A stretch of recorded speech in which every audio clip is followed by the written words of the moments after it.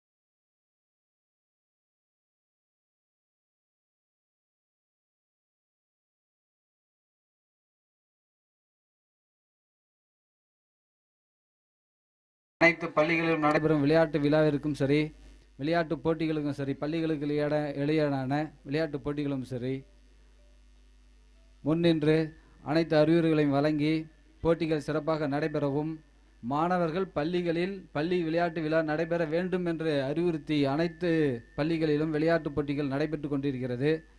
அதனுடைய ஒரு வளர்ச்சியாக தான் இந்த பள்ளிகளில் விளையாட்டு விழா நடைபெற்று கொண்டிருக்கிறது என்பதனை அனைவருக்கும் சுட்டிக்காட்ட விருப்பப்படுகிறேன். அதாவது பள்ளிகளில் விளையாட்டு விழா நடைபெற்றால், அதாவது இன்ட்ராமுரல் நடத்தப்பட வேண்டும், அறிக்கை அனுப்பப்பட வேண்டும் என்பதுதான் முதன்மை கல்வி அலுவலர் அவர்களுடைய கோரிக்கை. அதை ஏற்று அனைத்து பள்ளிகளிலுமே முடிந்தளவு உடற்கல்வி ஆசிரியர்கள் இருக்கிற பள்ளியில் சென்ற ஆண்டு அனைத்து பள்ளிகளும் விளையாட்டு போட்டிகள் நடத்தப்பட்டது. பட் இது போல போட்டி விழாவாக நடத்தப்படவில்லை. இந்த ஆண்டு அரசு பள்ளிகளில், அதுவும் முக்கியமாக அரசு பள்ளிகளில் விளையாட்டு விழாவாக நடைபெறுகிறது என்பது ஒரு பாராட்டுக்குரிய விஷயம்.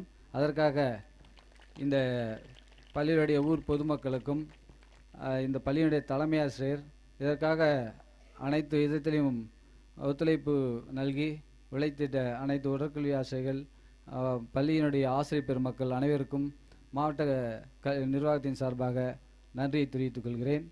அடுத்ததாக ஒரு விஷயம், முக்கியமான விஷயம் என்னென்னா, வரும் காலங்களில் அரசு விளையாட்டு அனைத்து அரசு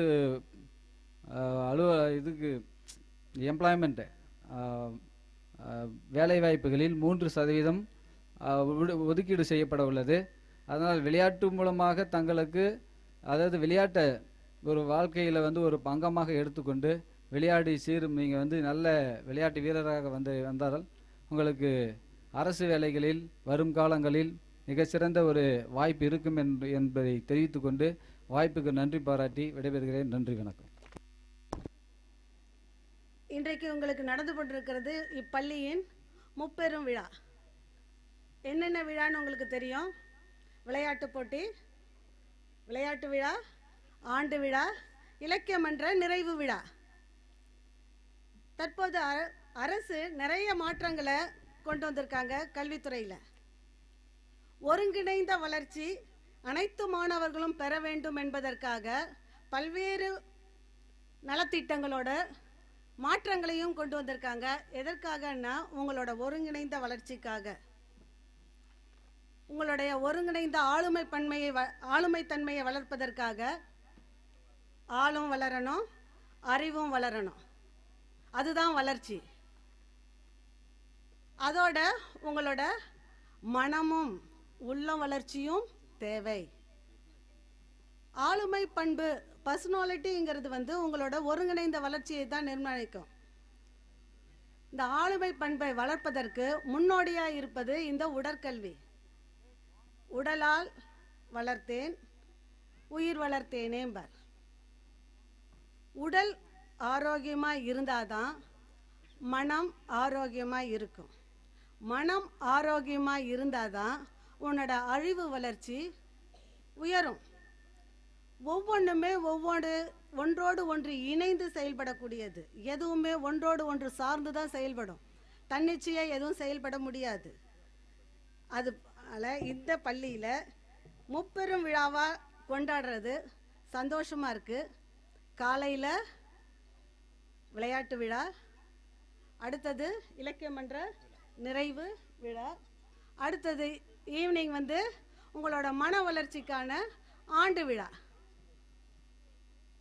எல்லோரும் ஒருங்கிணைந்த வளர்ச்சியை பெற்று இந்நாடும் வீடும் வளம் பெற வேண்ட உங்களுடைய பங்களிப்பை வழங்குவதற்காக உங்களுக்கு உரிய அறிவுரைகளை வழங்கி சிறப்பு செய்யுமாறு அனைத்து ஆசிரியர் பெருமக்களையும் கேட்டுக்கொண்டு இந்த மாவட்டமும் இந்த மாநிலமும் உயர்ந்து நிற்க ஆசை கூறி விடைபெறுகிறேன். வணக்கம். அடுத்ததாக நம்முடைய பள்ளியினுடைய பெற்றோர் சங்க தலைவரும் முன்னாள் நாடாளுமன்ற உறுப்பினர் மற்றும் முன்னாள் நாடாளுமன்ற சட்டமன்ற உறுப்பினர் ஐயா அவர்களை ஒரு சில கருத்துக்கள் வழங்குமாறு அன்புடன் அழைக்கின்றேன்.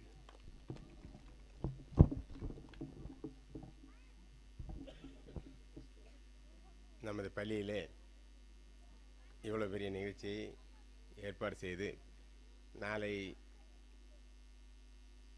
டெல்லியிலே நடைபெறுகின்ற இந்தியா கேட்டில் நடைபெறுகின்ற நிகழ்ச்சியெல்லாம் உங்களை வைத்து நம் ஊர் மக்களுக்கும் எங்களை போன்றவர்களுக்கும் செய்து தந்து இந்த பள்ளியினுடைய வளர்ச்சிக்காக ஆசிரியர்களெல்லாம் ஒருங்கிணைத்து ஒரு குடும்பத்தைப் போல் வைத்து விளையாட்டு மட்டுமில்லை, கல்வி மட்டுமல்ல, விளையாட்டு எல்லா துறைகளிலுமே உங்களை மேம்படுத்த வேண்டும் என்று அர்ப்பணித்துக் கொண்டு செயல்பாற்றிக் கொண்டிருக்கின்ற தலைமை ஆசிரியர் அவர்களே, துணையாக இருந்து பணியாற்றுகின்ற ஆசிரியர் பெருமக்களே, இந்த நிகழ்ச்சிக்கு சிறப்பு அழைப்பாளராக நமது மாவட்ட துணை கண்காணிப்பாளர் அவர்களை அழைத்தோம். வந்து பெருமை சேர்த்திருக்கின்றார். அதற்கு தகுதியானவர் என்கின்ற விதத்திலே தான் அவர் வர வேண்டும் என்று அழைத்தோம். அவர் ஏற்றிருக்கின்ற பணி காவல்துறை என்பதே மிக சிரமமானது. அதில் கம்பி மேல் நடப்பதைப் போல் உள்ள பணி வெளியே பார்ப்பவர்களுக்கு அது ஒரு அதிகாரமிக்க பதவியாக தெரியும். ஆனால் அது நெருப்பில் நடப்பதைப் போல் உள்ளது. அந்த பொறுப்பை ஏற்று நமது தருமபுரியிலே ஆய்வாளராகவும் பல்வேறு பிரிவுகளில் ஆய்வாளராக இருந்து மாவட்ட துணை கண்காணிப்பாளராக நமது ஊரிலே தருமபுரிக்கு வந்திருக்கிறார் என்பதை அவருடைய செயல்பாட்டை காண்பிக்கிறது. நாம் எல்லாம் புகழ்கின்ற வகையில், பாராட்டுகின்ற வகையில் அமைந்திருக்கிறது. உங்களைப் போல் என்னைப் போல் கிராமத்தில் இருந்து வந்தவர் அதையெல்லாம் உணர்ந்து அவருடைய செயல்பாடுகள் இருக்கின்ற காரணத்தினாலே அனைவரும் பாராட்டுகின்ற விதத்தில் இருக்கிறது. இந்த கொடி அணிவகுப்பு விழாவிற்கும் இந்த நிகழ்ச்சிக்கு அவர் வந்து சிறப்பிக்க வேண்டும் என்று அவரை அழைத்தோம். இன்று இருக்கின்ற சூழ்நிலை தருமபுரியில் அவர் உதவ முடியாத அளவிற்கு இந்த போராட்டங்கள் மற்ற எல்லாம் இருந்தும் கூட உங்களை எல்லாம் ஊக்குவிக்கின்ற வகையிலே வந்து சிறப்பு சேர்த்திருக்கின்றார். அவர்களுக்கும் நம்முடைய மாவட்ட கல்வி அதிகாரி அம்மா அவர்களுக்கும், இங்கே நமது காவல் ஆய்வாளர், நமது பகுதியினுடைய ஆய்வாளர் வருகை தந்து சிறப்பித்திருக்கிற அவர்களுக்கும், உடற்பயிற்சி கல்வியினுடைய ஆய்வாளர், மாவட்ட ஆய்வாளர் அவர்களுக்கும், இங்கே கல்வி குழுவில் இருந்து பணியாற்றுகின்ற இரவு பகல் பாராமல் பொருளாதாரத்திலும் உடல் உழைப்பும் அத்தனையும் ஈடு கொடுத்து சிறப்பாக இந்த பள்ளியை உயர்த்துகின்றவர்களை பணியாற்றிய கல்வி குழுவில் இருக்கின்ற சகோதரர்களுக்கும், இங்கே அதற்கு இந்த நிகழ்ச்சிக்கெல்லாம் இதற்கெல்லாம் உறுதுணையாக இருந்து பணியாற்றிய இருக்கின்ற உதவி இருக்கின்ற வரி தந்திருக்கிற ஊர் பெரியவர்கள் சகோதரர்கள் அத்தனை பேருக்கும் இந்த நேரத்தில் நன்றி சொல்ல கடமைப்பட்டிருக்கின்றேன். வேறு பள்ளியில் இருந்து இங்கே வருகை தந்து இந்த நிகழ்ச்சியை நடத்தி கொண்டிருக்கின்ற ஆசிரியர் பெருமக்களை இந்த நேரத்தில் பாராட்டுகின்றேன். இந்த நல்ல நிகழ்ச்சி இங்கே அமைவதற்கும் இந்த பள்ளி மாவட்ட அளவிலே சிறப்பாக வர வேண்டும். அது சிறப்பாக வருகிறதோ இல்லையோ, இந்த பகுதி ஒரு சிறப்பான பகுதியாக உங்களெல்லாம் உருவாக்கி வருங்காலத்திலே ஒரு தலைமுறையை மேம்படுத்துகின்ற வகையிலே இந்த பள்ளி அமைந்து இருக்கிறது. அதெல்லாம் நமக்கு பெருமையாக இருக்கிறது, ஒரு வாய்ப்பாக இருக்கிறது. இதை இந்த நேரத்திலே அவர்களுக்கெல்லாம் நன்றியோடு தெரிவித்துக்கொண்டு, நமது மாவட்ட துணை கண்காணிப்பாளர் உங்களுக்கெல்லாம் ஒரு முன்னோடி, அதனாலே தான் அவரை அழைத்தோம். அவர் உங்களுக்கு நல்ல கருத்துக்களை சொல்ல இருக்கின்றார்கள். அதெல்லாம் கேட்டு மாணவ செல்வங்கள் தங்கள் வாழ்க்கையிலே முன்னேற வேண்டும் என்ற நேரத்திலே தெரிவித்துக்கொண்டு, இந்த நிகழ்ச்சி நடத்திய அத்தனை பேருக்கும் நன்றியும் தெரிவித்து, கலந்து கொண்ட அத்தனை பேருக்கும் நன்றியை தெரிவித்து விடைபெறுகிறேன். நன்றி. அடுத்ததாக சிறப்பு விருந்தினரை கௌரவித்தல். நமது காவல் துணை கண்காணிப்பாளர் ஐயா அவர்களை, நமது பெற்றோர் சங்க தலைவர்களை கௌரவிக்குமாறு அன்புடன் நான் கேட்டுக்கொள்கின்றேன்.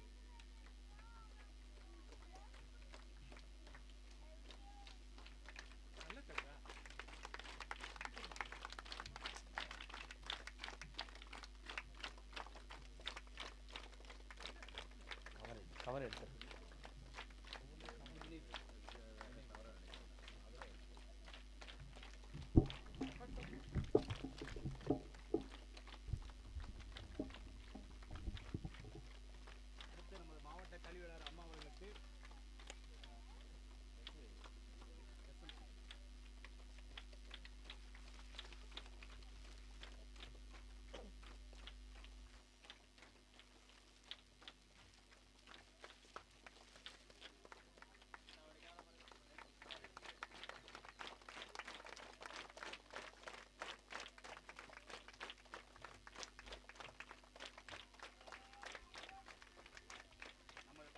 காவல் உதவி காவல் ஆய்வாளர் ஐயா அவர்களை அன்புடன் அழைக்கின்றோம்.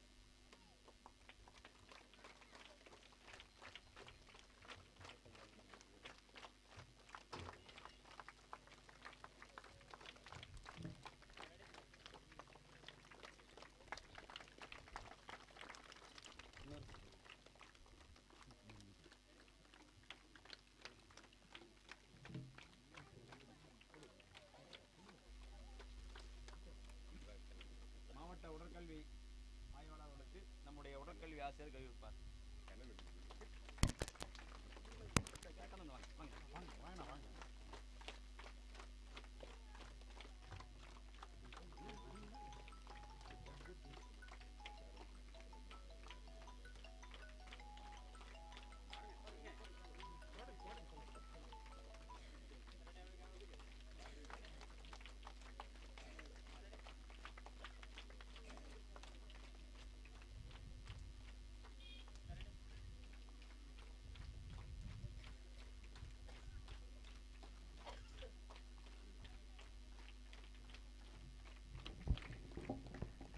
இவ்விழாவிற்கு பெருமை சேர்க்கக்கூடிய வகையில் பல்வேறு பணிகளுக்கு இடையிலும் இந்த சிறிய கிராம பள்ளியை காண வேண்டும், உங்களெல்லாம் உற்சாகப்படுத்த வேண்டும், ஊக்கப்படுத்த வேண்டும் என்ற நோக்கத்தில் பல்வேறு பணிகளெல்லாம் சற்று ஒதுக்கி வைத்துவிட்டு நம்மளெல்லாம் கௌரிக்க வந்துள்ளார்கள். ஐயா அவர்கள் காவல்துறை துணை கண்காணிப்பாளர் ஐயா அவர்களை பேருரை ஆற்றுமாறு அன்புடன் அழைக்கின்றேன். ஒரு சிறு கிராமத்திலிருந்து, விவசாய குடும்பத்திலே இருந்து இங்கு வந்துள்ளேன். உங்களை காணும்போது அந்த பழைய நினைவுகள் என்னுள்ளே வந்து போகிறது. மாணவர்கள் நாம் கல்வியில் எந்த சந்தேகமாக இருந்தாலும் அந்த ஆசிரியரை அன்றன்றே கேட்டு அவரிடமிருந்து உரிய சந்தேகத்தை தீர்த்து கொள்ளுங்கள். ஆசிரியர் அவருக்கு தெரியலனா கூட அன்னைக்கு போய் மாணவர் கேட்ட சந்தேகத்தை தீர்க்கிறதுக்காக ஒரு பல ரெஃபரன்ஸை தேடியாவது அல்லது அவங்க ஃப்ரெண்டுங்கிட்ட கேட்டாவது அடுத்த நாள் வந்து அந்த சந்தேகத்தை சொல்லி ஆகணும். அதனால் உங்களுக்கான சந்தேகங்கள் என்னவோ அந்த சந்தேகங்களை அன்னன்னைக்கே தீர்த்துக்கோங்க. ஏன் அப்படின்னா, நீங்கள் கேட்காம விட்டீங்கன்னு சொன்னால் அந்த சந்தேகம் கடைசி வரைக்கும் உங்கள் மனசில் வருடிக்கிட்டே இருக்கும். இது நம்ம கேட்கல, கடைசி நேரத்தில் அதில் ஒரு கொஷன் வந்ததுன்னு சொன்னால் இதை கேட்டிருக்கலாமே, அதில் 2 மார்க் போயிருக்குமேங்கிற ஒரு எண்ணம் இருக்கும். எந்த சந்தேகமாக இருந்தாலும் அப்பப்போ தீர்த்துக்கோங்க. ஆசிரியர்கள் உங்கள் நண்பர்கள், அவங்ககிட்ட நீங்கள் எவ்வளோ உரிமையாக கேட்கலாம். இந்த வெளியில் போனால் அப்புறம் வேறு மாதிரி நம்ம பேசுவோம். இந்த கிளாஸ் ரூமில் நமக்கு என்ன சந்தேகமோ அந்த சந்தேகத்தை போக்கிக்கிற வரைக்கும் விடக்கூடாது. இப்போ அந்த மாதிரி ஒரு புரிதல் இருந்தால் தான் இனி வருங்காலங்களில் போட்டித் தேர்வுகளை சந்திக்க முடியும். இப்போ அந்த போட்டித் தேர்வுகளுக்கான அடிப்படையே நீங்கள் மனப்பாட கல்வியை விட்டுட்டு புரிந்துணர்வு கல்வியை ஏற்றுக்கணும். புக்கில் இருக்கிறத மெமரி பண்ணாமல் அதில் இருக்கிறத என்ன சொல்கிறாங்கங்கிறத வாங்கி உள்ளூரை வாங்கி அதை புரிஞ்சிக்கிறதுல தான் இருக்குது. ஒப்புவிக்கிறதுல இனிமேல் நாட்டம் காட்டாதீங்க, அது போயிடுச்சு. இப்போ நம்ம கல்வித்துறை நிறைய மாற்றங்களை கொண்டு வந்திருக்கு. உங்களை ஊக்குவிக்கிறதுக்கான நிறைய முயற்சிகளை கொண்டு வராங்க. நேற்றுக்கு முதல் நாள் கூட 50 மாணவர்கள் ஃபின்லாந்து நாட்டுக்கு போகிறாங்க. அரசு பள்ளியில் இருக்கிற மாணவர்கள் அரசு செலவிலேயே 10 நாட்கள் அங்கே போய் பயிற்சி பெறுறதுக்கான ஏற்பாட்டை நம்ம மாநில அரசு முன்னெடுத்து வருகிறது. அந்த மாதிரி அந்த 50 மாணவர்களில் நீங்கள் ஒருவராக இருக்க வேண்டும் என்ற எண்ணம் ஒவ்வொருவருக்கும் இருக்க வேண்டும். அந்த போட்டி எங்கே இருந்து வர வேண்டும், பொறாமை இருக்கக்கூடாது. கல்வியிலே சக மாணவர்களிடம் நல்ல போட்டி, ஆரோக்கியமான போட்டி இருக்க வேண்டும். அதற்கு உடல் நலம் இருக்க வேண்டும். அதற்காகத்தான் இந்த விளையாட்டுகள்.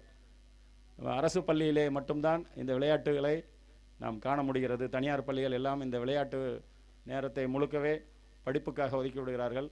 அரசு பள்ளியிலே மட்டும்தான் இந்த பிடிக்குன்னு சொல்லி ஒதுக்குற வாரத்தில் ஒரு பீரியட் இருக்கும் இல்லையா, அந்த பீரியட் இங்கே மட்டும்தான் செயல்படுது. அதை நல்ல முறையில் பயன்படுத்துங்க. உங்களுடைய ஆசிரியர்கள் திறமை வாய்ந்தவர்கள். ஏன் சொல்கிறேன்னு சொன்னால், இப்போ டிஇடி டெட் எக்ஸாம் சொல்லுவாங்க. அந்த டெட் எக்ஸாமில் எத்தனை லட்சம் பேர் எழுதுகிறாங்க, எத்தனை லட்சம் பேர் செலெக்ஷன் ஆகுறாங்கன்னு தெரியுமா? 10,000 போஸ்ட் இருக்குதுன்னா 6 லட்சம் பேர் எழுதுகிறாங்க. 12 லட்சம் பேர் எழுதுறதுல பாதி பேர் முதல் கட்டத்திலே போயிடுறாங்க. இப்போ அந்த மாதிரி தேர்வு செஞ்சு தகுதியுள்ள ஆசிரியர்கள் தான் நம்ம அரசு பள்ளிக்கு வராங்க. ஆனால் என்ன பண்ணுறோம், மாணவர்களுடைய திறமை இங்கே வெளிப்படுவதில்லை. ஆனால் டெட்டில் ஃபெயிலான ப்ரைவேட் ஸ்கூல் வாத்தியார் அங்கே சொல்லிக் கொடுத்து அங்கே 100% ரிசல்ட் எடுக்கிறாரு. அதே டெட்டில் ஃபஸ்ட் ரேங்க் எடுத்த வாத்தியார் கவர்மெண்ட் ஸ்கூலில் இருக்கிறார். அவரை நாம் பயன்படுத்திக்க மாட்டேங்கிறோம். அப்போ எங்கே குறை இருக்குது? நம்மகிட்ட தான். அவங்ககிட்ட திறமை இருக்குது. அந்த திறமையை பயன்படுத்துறதுக்கு நம்ம தான் முயற்சி பண்ணணும். டெட்டில் ஃபெயில் ஆன வாத்தியார் 100% ரிசல்ட் தரும்போது டெட்டில் ஃபஸ்ட் ரேங்க் எடுத்த வாத்தியார் ஏன் 100% ரிசல்ட் தர முடியாது? அவங்களால முடியும். ஆனால் என்ன பண்ண முடியறதில்ல. வீட்டுக்கு போன பிறகு நம்ம அதை அங்கே சொல்லி தந்ததை புரட்டி பார்க்குறதில்ல. நேராக அங்கே சாயந்தரம் நான் 5 மணிக்கு ஸ்கூல் முடிஞ்ச உடனே வீட்டுக்கு போகிறோம். கிராமத்தில் குடும்பத்துக்கான வேலைகள் இருக்கும், அதை செய்வோம். மறுபடியும் காலையில் அந்த குடும்பத்துக்கான சில வேலைகள் இருக்கும், அதை செஞ்சு முடிச்சுட்டு நேராக பள்ளிக்கு வருவோம். அந்த ஹோம்ஒர்க்கை நம்ம செய்கிறதுக்கான நேரமும் இருக்காது, அங்கே நம்ம புரட்டி பார்க்குறதுக்கான நேரமும் நமக்கு இருக்காது. நம்ம குடும்ப சூழல் அந்த மாதிரி. பட் அதுக்காக கொஞ்சம் இரவில் நேரத்தை ஒதுக்கி நம்ம தனியாக படிக்கும்போது அடுத்த நாள் ஆசிரியர்கிட்ட நம்ம கேட்கும்போது அவரை நல்லா பயன்படுத்திக்க முடியும். நல்ல ஆசிரியர்கள் இருக்காங்க, தகுதி வாய்ந்த ஆசிரியர்கள் இருக்காங்க, எல்லாரையுமே அவங்க மேம்படுத்தணும்னு நினைக்கிறாங்க. இப்போ புதிதாக அவங்களுக்கு வந்திருக்கிற தலைமை ஆசிரியரும் அருகிலே இருந்த பள்ளியிலேருந்து இங்கே வந்திருக்கிறாரு. இந்த பள்ளி ஒரு 10 ஆண்டுகளுக்காவது அவரை வந்து பயன்படுத்தணும். ஒரு தலைமுறை மேம்படணும்னு சொன்னால் ஒரு நல்ல ஆசிரியர் இருந்தால் போதும். அந்த தலைமுறை, அந்த பள்ளியில் இருக்கிற ஒரு தலைமுறை வெளியேறும்போது, உங்களை விட்டு வெளியேறும்போது அவர்கள் 10 ஆண்டுகள் கழித்து ஒரு நல்ல வேலையிலே போய் அங்கே உட்காரும்போது உங்களுடைய திருப்தியே வேறு மாதிரி இருக்கும். என்கிட்ட படித்த மாணவர்கள் என்னென்ன பொசிஷனில் இருக்காங்கன்னு சொல்லும்போது அதை விட கௌரவம் அந்த ஆசிரியருக்கு வேறு என்ன இருக்க முடியும்? இப்போ நான் இன்னமும் சொல்கிறேன், எனக்கு சுகவனம்னு சொல்லி ஒரு ஹெட்மாஸ்டர் இருந்தார் ஹையர் செகண்டரி ஸ்கூலில். இப்போ ஏன் அவரை நான் இன்னும் நினைக்கிறேன்? ஜெகதீசன் சொல்லிட்டு எலிமெண்ட்ரி ஸ்கூலில் ஹெட்மாஸ்டர் இருந்தார். இன்னும் அவங்கள நான் நினச்சிட்டு இருக்கேன். ஏன்? என்னை இந்த அளவுக்கு உயர்த்தினதில் அவங்களோட பங்கு இருக்குது. இன்னமும் பார்க்கும்போது இப்போ நான் எங்கேயோ வந்துட்டேன், பட் இன்னமும் என்னோட தொடர்பில் இருக்காங்க. நான் பள்ளிக்கூடத்தை விட்டு 35 வருஷம் ஆகிப்போச்சு.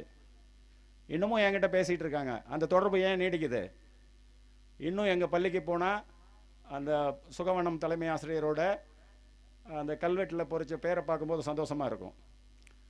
அந்த பள்ளியில் அந்த ஒரு பேட்சில் வரும்போது அந்த பள்ளியில் முதல் மாணவனாக நான் வந்தேன். அந்த பள்ளி தலைமை ஆசிரியர்கிட்ட ஒரு சான்றிதழ் வாங்கிறதுக்காக அவர்கிட்ட நான் என்னென்ன சந்தேகம், ஹெட்மாஸ்டர்கிட்ட போய் சந்தேகம் கேட்க முடியாது நீங்கள். பட் அந்த அளவுக்கு எங்களுக்கு சுதந்திரம் கொடுத்துருந்தார். அவருக்கு கிளாஸுக்கு வரமாட்டார், எதுவும் பண்ண மாட்டார். பட் நமக்கு இருக்கிற சந்தேகங்களை தீர்க்கிறதுக்கு ஈவினிங் 5லேருந்து 6 வரைக்கும் 1 மணி நேரம் ஸ்பெஷல் கிளாஸ் எடுப்பார். அந்த ஹெட்மாஸ்டர் மாதிரி ஒரு ஹெட்மாஸ்டர் உங்களுக்கு நல்ல ஹெட்மாஸ்டர் கிடச்சிருக்காங்க. இதர ஆசிரியர்களும் நல்ல ஆசிரியர்களாக இருக்காங்க. அவங்கள பயன்படுத்துங்க. அவங்கள நல்லா பயன்படுத்திங்கன்னா போதும், நம்ம எங்கேயும் மேலே வருவோம். ஏதாவது ஒரு வழி நமக்கு கிடைக்கும். அவங்க கல்வியை மட்டும் சொல்லித்தரதில்லை, ஒழுக்க நெறிகளை சொல்லித்தராங்க. வாழ்வியல் நெறிமுறைகள் என்ன, எப்படி நடந்துக்கணும், எது நல்லது எது கெட்டது, அந்த ஒழுக்கத்தை அவங்க சொல்லித்தரதுனால தான் நம்ம இந்த நிலைக்கு உயர்ந்து நிற்க முடியுது. அதனால் ஆசிரியர்கள் கல்வி மட்டும் சொல்லித்தரல, நமக்கு வாழ்க்கை நெறிமுறைகள், வாழ்வாங்கு வாழ்வதற்கான வித்தைகளை சொல்லித்தரதே ஆசிரியர்கள் தான். அவங்கள அடிபணிஞ்சு வளரணும்னு சொன்னால் அவங்களோட அட்வைசஸ் எல்லாம் கேளுங்க. நம்ம கிளாஸில் வந்து நமக்கு கசப்பாக இருக்கும், அவங்க சொல்கிற அறிவுரைகள் வகுப்பறையில் கசப்பாக இருக்கும். பட் அந்த வகுப்பை விட்டு வெளியில் வரும்போது அவங்க சொன்னதெல்லாம் நம்ம கேட்கலையே, கேட்டிருந்தா கொஞ்சம் போயிருக்கலாமேங்கிற எண்ணம், நல்ல முறையில் போயிருக்கலாமேங்கிற எண்ணம் பின்னாளில் தோணும். எத்தனை பேர் எல்லாருமே ஒரு நல்ல நிலைக்கு வரதில்லை. நம்ம ஒரு 20 பேர் ஒரு கிளாஸில் படிக்கிறோம் அல்லது 25 பேர் படிக்கிறோம்னு சொன்னால் அந்த 25 பேருமே மேலே வர்றது கஷ்டம்.